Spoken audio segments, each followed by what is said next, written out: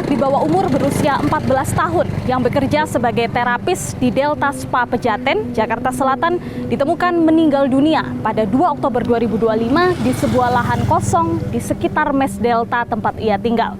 Sebelum meninggal dunia, RTA sempat mengeluh kepada keluarga bahwa ia tidak betah dan ingin pulang.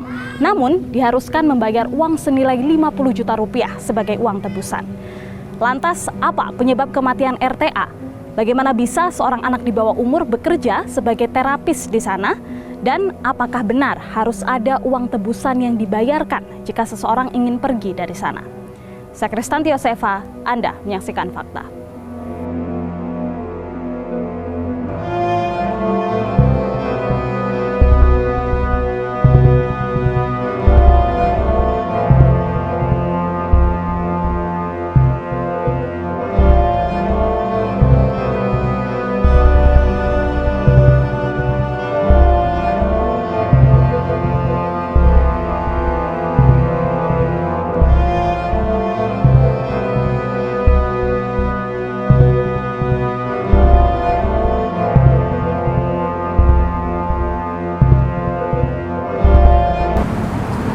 Seorang karyawan Delta Spa yang diketahui merupakan anak di bawah umur berusia 14 tahun dengan inisial RTA ini ditemukan meninggal dunia pada tanggal 2 Oktober 2025 di lahan kosong di sekitar tempat mes dia tinggal.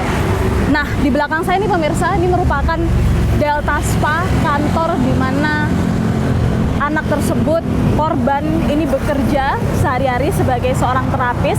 Dan kalau kita lihat kondisi saat ini memang tutup ya, dikarenakan sampai saat ini penyelidikan masih tengah berlangsung, sehingga berdasarkan informasi yang kami dapatkan dari warga sekitar, juga kalau kita lihat dari depan ini tidak tampak adanya aktivitas sampai sejauh ini. Nah, informasinya pemirsa, di tempat inilah korban tinggal.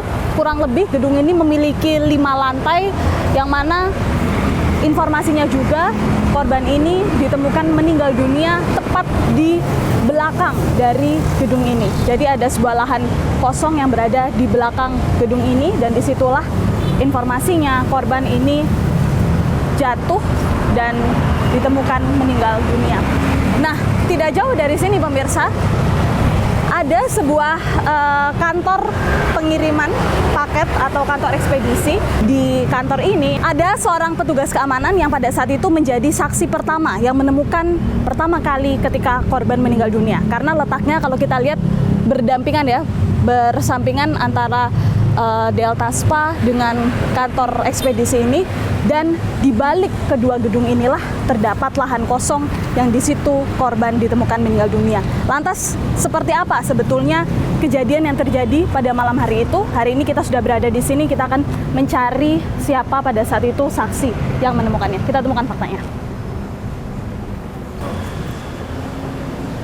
Assalamualaikum, permisi. Bang, izin saya Tanti dari Fakta TV One, mau meliput ya tentang kejadian seorang terapis Delta yang ditemukan meninggal dunia. Abang tahu ceritanya? Oh, kalau untuk tahu ceritanya kebetulan saya yang nemuin. Oh, ya saya sendiri. Ya. Okay. Jadi posisinya emang ada di belakang kantor Tiki itu kan. Okay. Bisa ditujukan ke sana, Bang? Ya, silakan aja. Oke. Kalau untuk ditujunya kan kita agak naik pagar ya, karena posisinya kan di belakang tembok. Jadi kita waktu pas ditemuinnya itu, saya ngelihat itu, saya naik tangga. Okay. Gitu. Jadi di situ ada tangga, saya coba untuk naik, saya lihat. Nah, kebetulan emang ada si korban udah geletak gitu. Oke. Waktu itu mendapat laporan Dapat laporan dari kantor sebelah. Dari security area Deltanya. Awalnya saya panggil sih. Awal saya panggil karena posisi gelap. Saya panggil nyampe 3 kali saya panggil, nggak ada jawaban, terus saya nyalain flash HP. Saya ngeliat ke bawah, emang udah ada si korban lagi geletak. Oke, kira-kira itu pada saat itu jam berapa, Bang? Itu sekitaran habis azan subuh lah, barengin azan subuh. Posisinya. Tapi abang sendiri sempat mendengar suara minta tolong itu? Sempat dengar minta tolong barengin azan subuh. Jadi gedung Deltanya yang ini ya, Bang? Yang ini. Yang ada pelafon, pas batasnya. Oke, dan ada 5 lantai. 5 lantai kalau nggak salah itu. Soalnya lebih tinggi dari gedung Diki sih. Nah, mesnya korban sendiri berada di lantai berapa? Kayaknya di atas. Ya, paling atas. Iya benar. Oke, nah informasinya juga korban ini keluar dari situ. Waduh, kita kurang paham kalau untuk informasi itu kita kurang paham. Kita yang tahu hanya penemuan jenazah aja si korban. Itu aja. Oke, nah saya bisa sedikit gambarkan ya pemirsa. Jadi di atas kami ini merupakan gedung Delta. Nah, informasinya mes korban ini berada di lantai 5 atau lantai paling atas dari gedung Delta.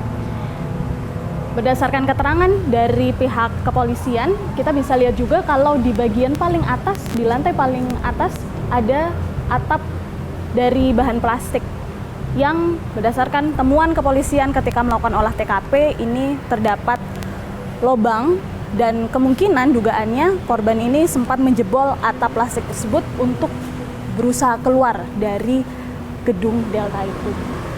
Nah, kalau kita tarik pemirsa dari gedung Delta yang mana merupakan tempat tinggal korban, ini di bagian belakang ini merupakan ruko, jadi sudah tidak terpisah ya dengan gedung Delta.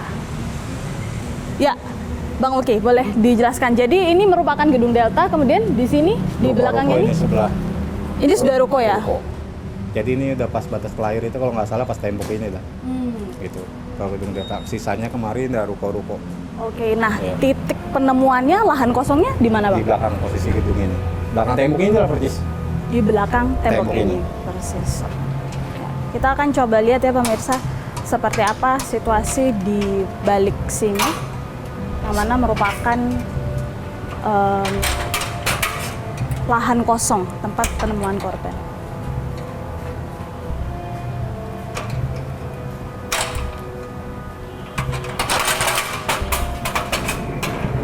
Sampai sini doang ya? Iya. Bangunan juga. Kayaknya nggak cukup deh Pak. Terus Kayaknya saya pendek deh. nyampe.